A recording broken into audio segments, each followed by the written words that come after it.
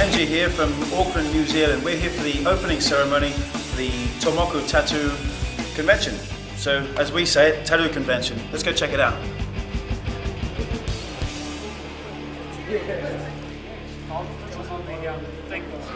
Kia ora everybody. What we have here is a taiaha. Now it'll consist of a stick carved into a weapon. What we have here is the arero. Then we have, which is the tongue. Then we come down to the upoko, which is the head. Then we see the eyes, the two eyes, the whatu. Then we come down to the awe, which are the feathers, which gives it that distinctive look when you're shaking it around like that. Then we come to the tinana, which is the body of the stick. Just like your body, yep, that's what this is, the tinana. Then we come to the ate. The thing about this is that it's only got one ate. We got two legs, this is its leg. We got two legs, it's only got one leg. Now, the second leg is our hand. So you're a part of the stick as much as it's a part of you. So this is the taiaha, everybody. Hope I was informative. So yeah, kia ora. So what we're doing today is called a pōhiri, and a pōhiri is what we do in Aotearoa to welcome visitors from afar. So today Ngāti Whātua o Ōrākei, they are the host tribe of this city, and they will be welcoming all the tattoo artists from around the world to the venue today. The reason we do it is to see if our guests are coming as friends or as foes, and it's just a bit of a formal way of getting to know each other.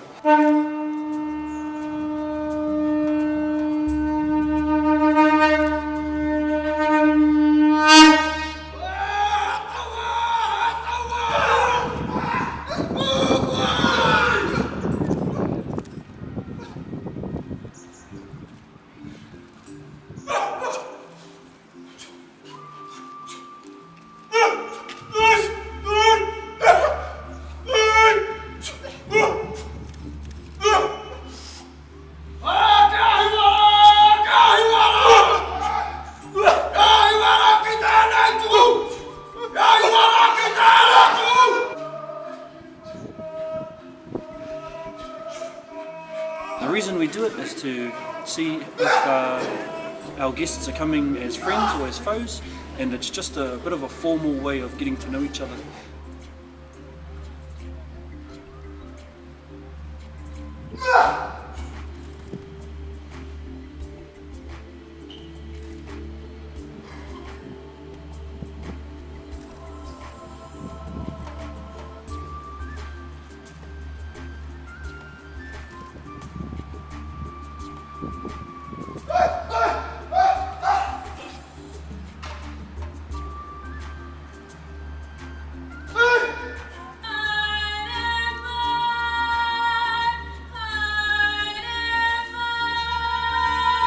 Then after that, the karanga will go out by the ladies, then the group will slowly come in, words are exchanged, and if everything's all good, then we greet by rubbing noses, that's called a hongi, and then we have a little meal, and that's everything done from beginning to end.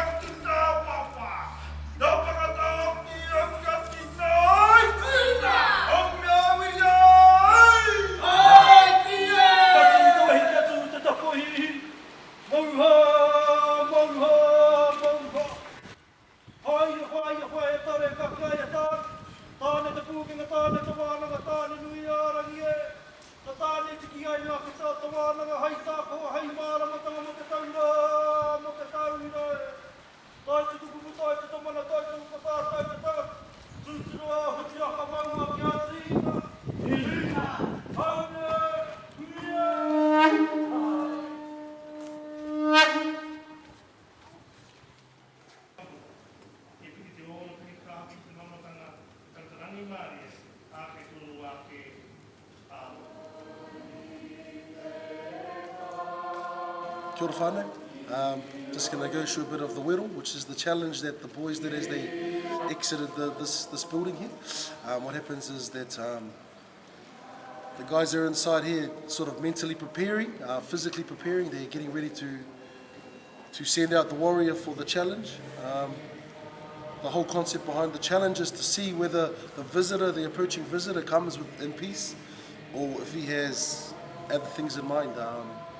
What happens is the guy will go out and he does his moves with the taiaha, with the patu, which is the short hand weapon.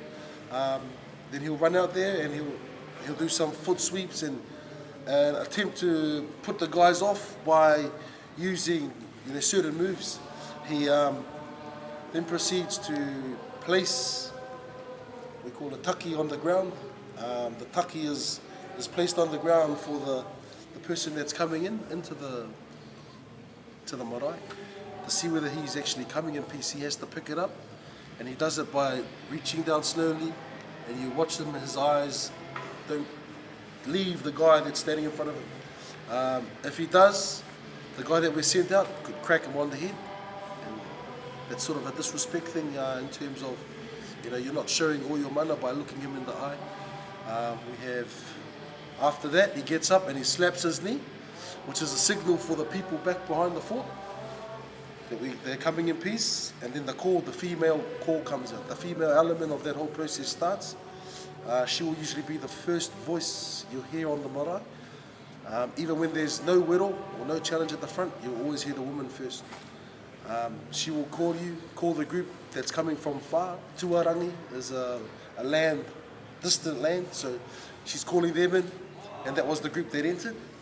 And then in response to her call, someone calls back from the other side, and it's almost that reciprocation or that handing over of the piece verbally. And then they come inside, and then we sit them on the biggest side of the room.